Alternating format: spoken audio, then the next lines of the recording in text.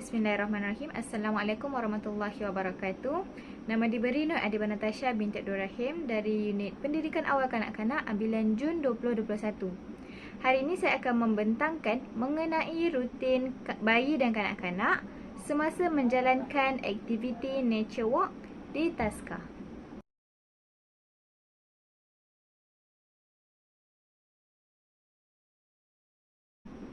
Jadi, yang pertama sekali saya akan menerangkan mengenai perjalanan rutin, pengawasan dan keselamatan mereka, kebersihan dan kesihatan, dan juga pengendalian tingkah laku kanak-kanak semasa melaksanakan aktiviti nature walk.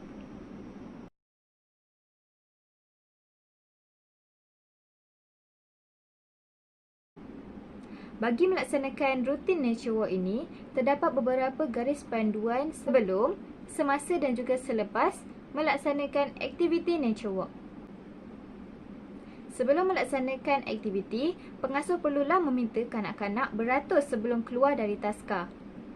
Hal ini kerana apabila kanak-kanak beratur dan tersusun, ia mudah untuk dikendalikan dan mudah untuk guru-guru membimbing kanak-kanak untuk melaksanakan aktiviti. Yang kedua, memastikan kanak-kanak berada dalam keadaan yang sihat dan tidak mempunyai alahan. Kepada kanak-kanak yang mempunyai alahan dan tidak boleh melaksanakan aktiviti, mereka perlulah diasingkan terlebih dahulu supaya tidak menjejaskan kesihatan mereka apabila telah selesai melaksanakan aktiviti. Yang ketiga pula, pengasuh perlulah memastikan bahawa kanak-kanak mengambil dan memakai kasut atau selipar semasa melaksanakan aktiviti. Hal ini kerana bagi mengelakkan berlaku kecederaan pada kaki mereka seperti terpijak batu, terpijak paku dan sebagainya.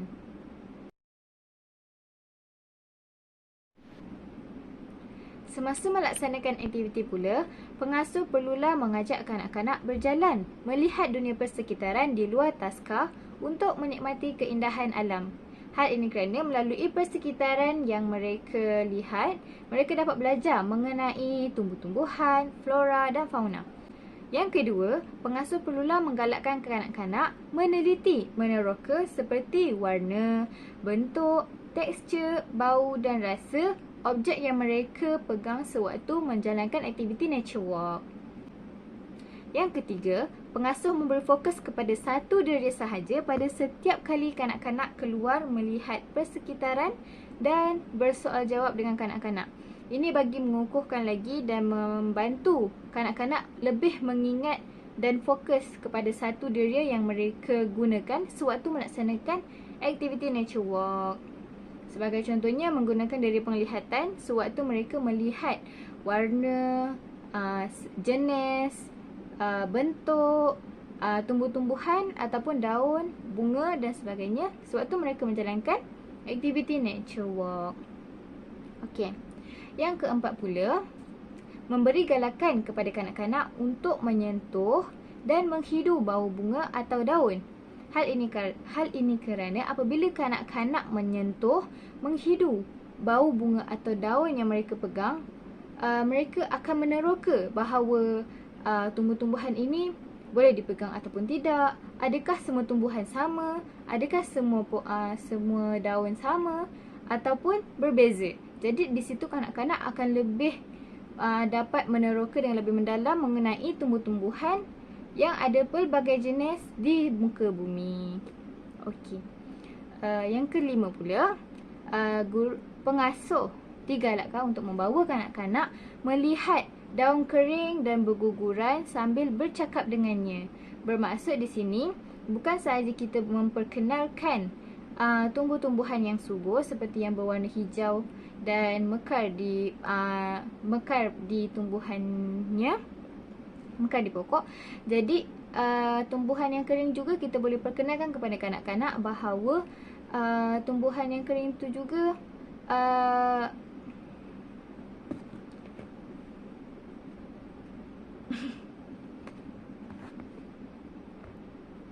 Yang kelima, bawa kanak-kanak melihat daun kering yang berguguran sambil bercakap dengannya. Ini bermaksud kita boleh bercakap bahawa tumbuhan tidak semestinya subur dan berwarna hijau yang mekar pada pokok. Jadi kita boleh memperkenalkan juga kepada kanak-kanak daun yang kering. Apa sebab daun itu kering? Bagaimanakah teksturnya? Bagaimanakah bentuknya? Dan adakah daun tersebut masih hidup ataupun sudah mati? Okey. Yang keenam, kita juga boleh memastikan keselamatan kanak-kanak dijaga dengan baik supaya tidak berlaku kemalangan yang tidak diingini. Ini sangat penting bagi memastikan keselamatan dan bagi memastikan keselamatan kanak-kanak ini terjamin dari berlaku sebarang kecederaan yang akan menimbulkan isu. Dalam melaksanakan aktiviti-aktiviti nature walk ini, tidak semestinya kita memperkenalkan kanak-kanak dengan tumbuh-tumbuhan. Malah kita boleh juga memperkenalkan kepada kanak-kanak jenis batu, saiz batu, bentuk batu, ada batu besar, ada batu kecil, bagaimana berat ataupun ringan, jenis tanah dan sebagainya yang berada di persekitaran kanak-kanak yang berasal daripada alam semula jadi. Okey, baiklah. Sekarang ni kita lihat pula bagaimana langkah selepas melaksanakan aktiviti nature walk. Jadi yang pertama sekali, guru perlulah memastikan kanak-kanak ni menyusun semula kasut ke tempat yang telah disediakan supaya kita dapat menerapkan elemen disiplin dalam diri kanak-kanak untuk menyusun semula kasut setelah mereka gunakan. Yang kedua, memastikan kanak-kanak membasuh kaki dan tangan selepas masuk ke taska. Mereka boleh membasuh tangan mereka dengan menggunakan sabun kerana sewaktu mereka melaksanakan aktiviti nature walk, mereka telah pegang banyak objek yang berada di luar bilik darjah mereka. Jadi objek-objek mereka pegang tu tidak semua yang bersih dan kotor tangan mereka. Jadi mereka digalakkan untuk membasuh kaki dan tangan selepas melaksanakan aktiviti sebelum masuk ke dalam kelas. Yang ketiga, memberi minuman kepada kanak-kanak. Hal ini kerana sewaktu mereka melaksanakan aktiviti, berkemungkinan aktiviti tersebut menggunakan tenaga dan mengeluarkan peluh yang banyak. Jadi, kanak-kanak memerlukan minuman untuk hydrate semula diri mereka untuk melaksanakan aktiviti yang seterusnya. Baiklah, sekarang mari kita lihat pula daripada segi pengawasan dan keselamatan. Baiklah, sekarang mari kita lihat pula daripada segi pengawasan dan keselamatan kanak-kanak sewaktu melaksanakan aktiviti nature walk. Okey. Dari segi pengawasan dan keselamatan, yang pertama sekali, guru perlulah memastikan bahawa kanak-kanak memakai kasut sebelum memulakan aktiviti. Hal ini kerana ianya dapat mengurangkan risiko berlakunya kecederaan kepada kanak-kanak. Yang kedua, mengingatkan kanak-kanak untuk tidak menyentuh objek sembarangan. Sebagai contohnya, ulat bulu, lipan, objek-objek berduri seperti pokok bunga ros dan sebagainya.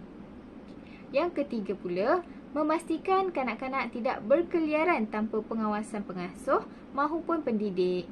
Hal ini kerana apabila kanak-kanak berkeliaran, kita tidak dapat memantau kanak-kanak sepenuhnya sama ada mereka memegang objek yang sepatutnya ataupun tidak, ataupun mereka pergi ke tempat-tempat yang mengundang risiko kemalangan.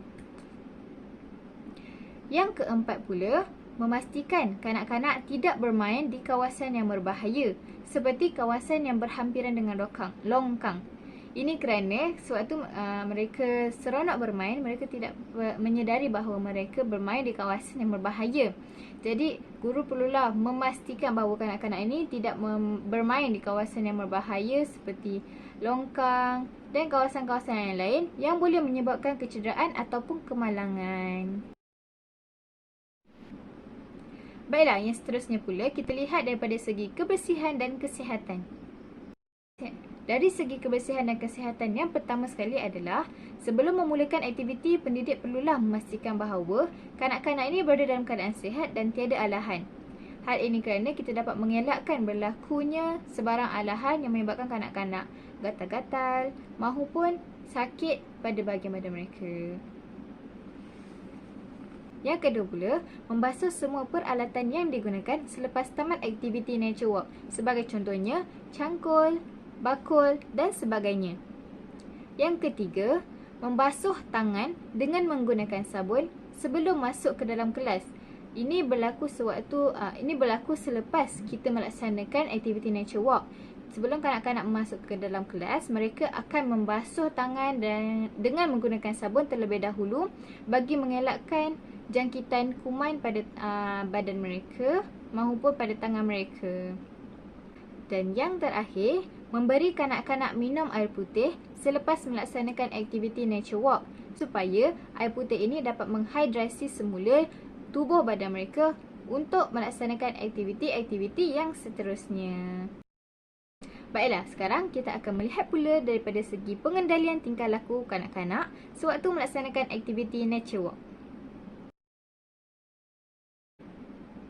Baiklah, pengendalian tingkah laku kanak-kanak yang pertama sekali, pengasuh ataupun pendidik boleh menetapkan peraturan sebelum pelaksanaan aktiviti seperti menetapkan peraturan bahawa kanak-kanak tidak dibenarkan bermain di tepi longkang, menyentuh objek sembarangan seperti objek berduri maupun peralatan-peralatan yang guru sediakan tanpa bantuan guru, dan memberitahu kepada kanak-kanak bahawa mereka tidak dibenarkan pergi ke tempat yang tiada guru di kawasan tersebut.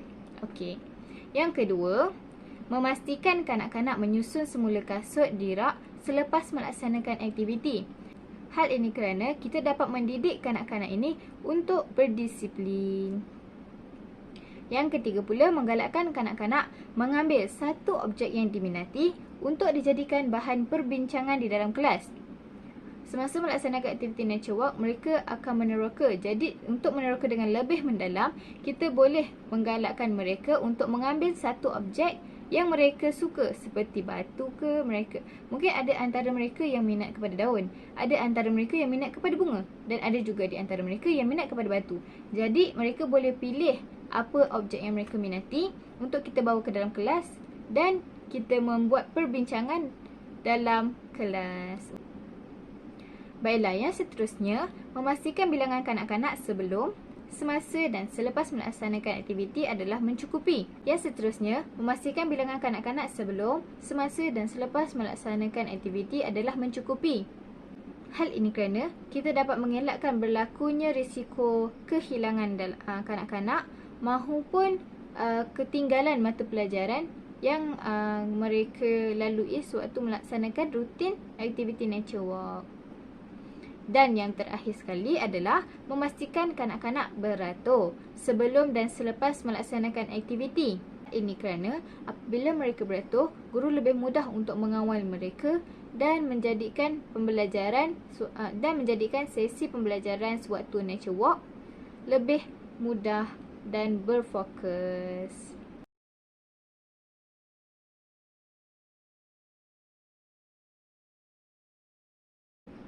Baiklah, itu sahaja yang dapat saya kongsikan untuk pembentangan kali ini. Sekian, terima kasih.